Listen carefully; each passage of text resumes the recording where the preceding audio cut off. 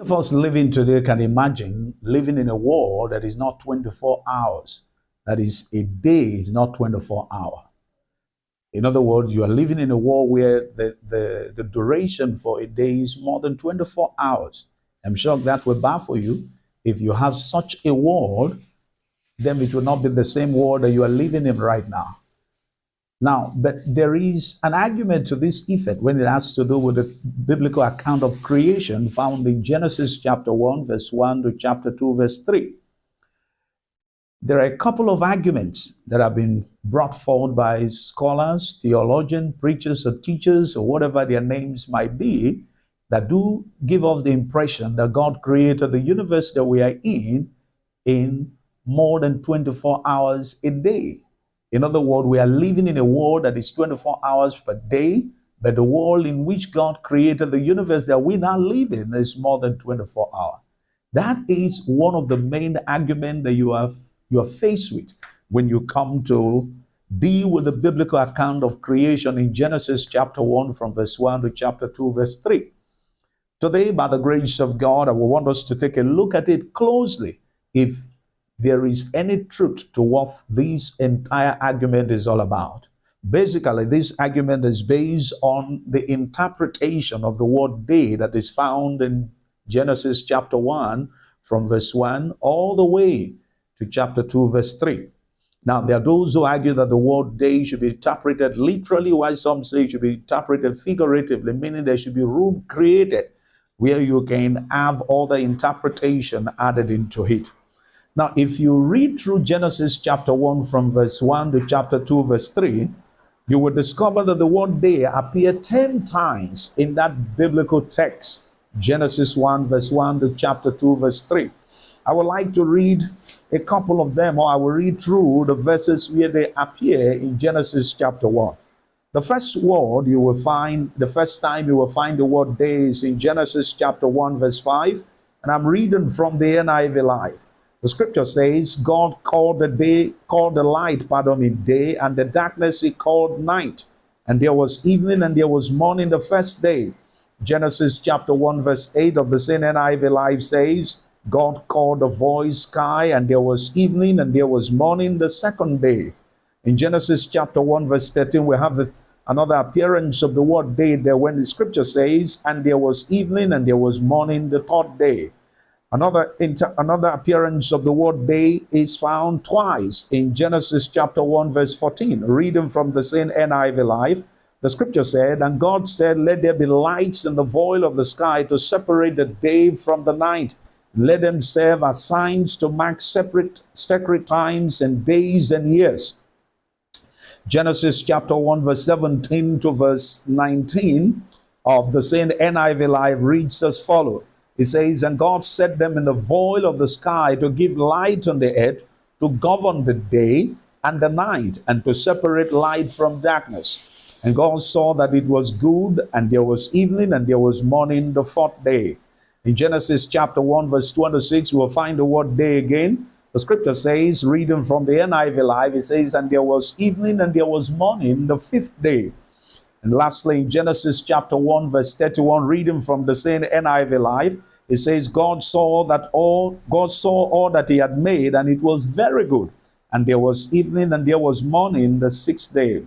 Now, right from the first use of the word day in this biblical text, Genesis chapter 1 verse 1 to chapter 2 verse 3, God clearly defines the meaning of the word day when the scripture declares in Genesis chapter 1 verse 5, the A part of it reading from the NIV Life, it says, God called the light day.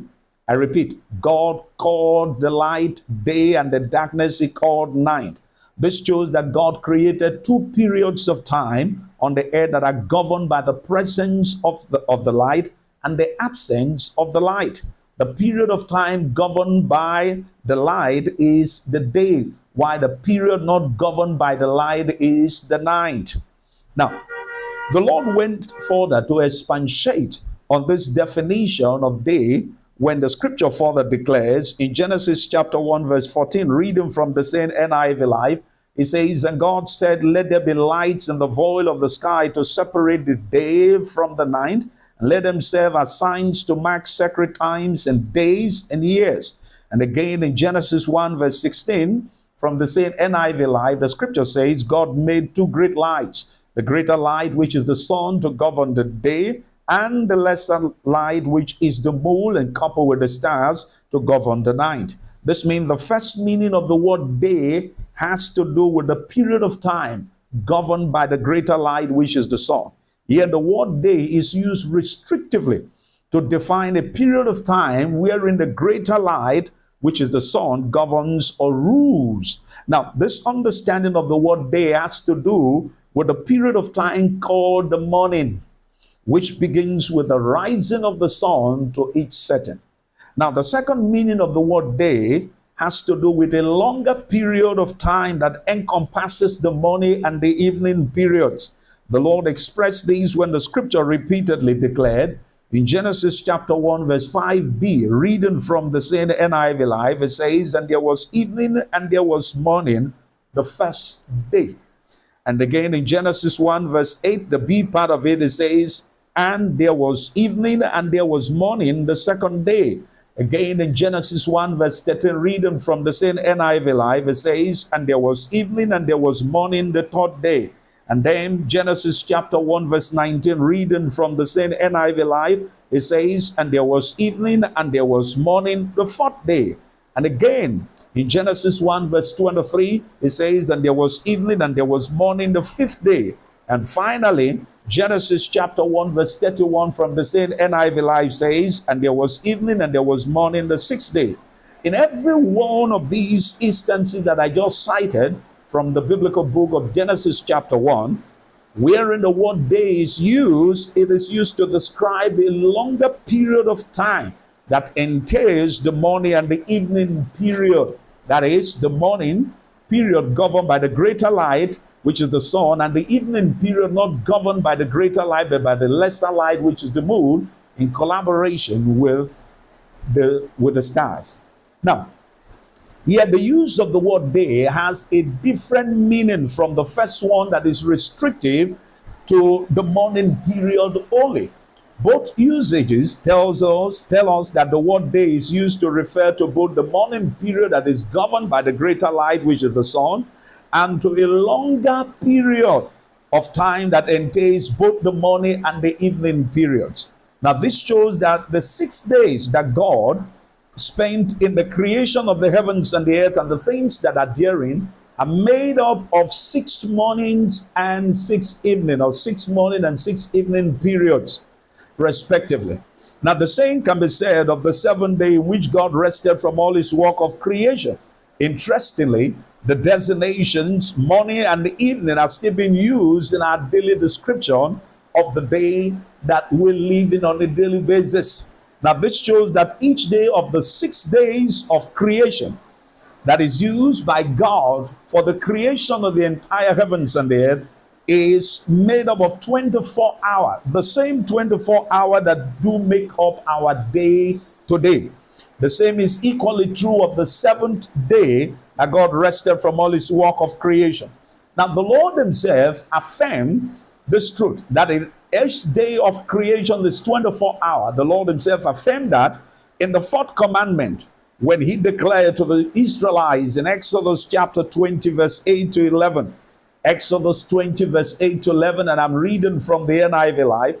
Verse 8 says, remember the Sabbath day. The Lord was speaking to the Israelites. He said, remember the Sabbath day by keeping it holy. Verse 9, 6 days you shall labor and do all your works. Verse 10, but the 7th day is a Sabbath to the Lord your God. On it you shall not do any work, neither you nor your son or daughter, nor your male or female servant, nor your animals, or any foreigner residing in your towns. Verse 11, why did God give them this command? They say, because that is, in 6 days the Lord made the heavens and the earth, the sea and all that is in them, and he rested on the 7th day. Therefore the Lord blessed the Sabbath day and made it holy.